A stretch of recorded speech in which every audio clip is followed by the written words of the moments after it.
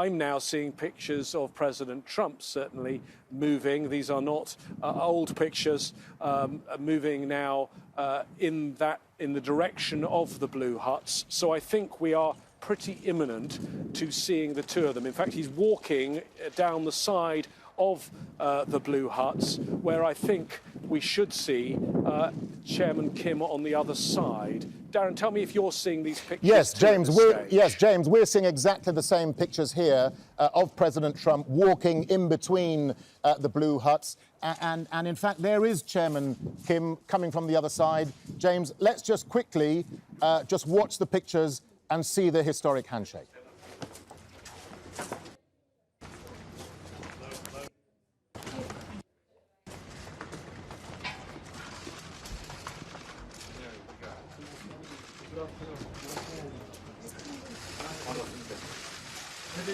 Good to see you again. I've never expected to meet you at this place.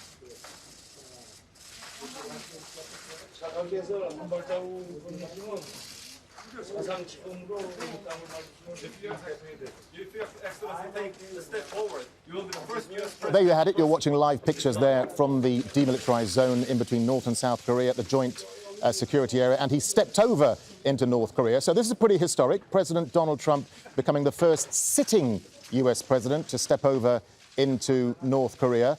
We saw this with the South Korean President Moon Jae-in when Chairman Kim invited him over into the north. But this is pretty historic, pretty significant. A gaggle of North Korean cameramen surrounding both leaders. So they've come over, they've stepped over into the north, and now we're seeing them walk back towards the cameras from the north into the south, and President Trump showing the way to Chairman Kim. He perhaps will step over into South Korea. Let's just watch the pictures for a second. Come on. Move. Wait till they move. Wait till they move.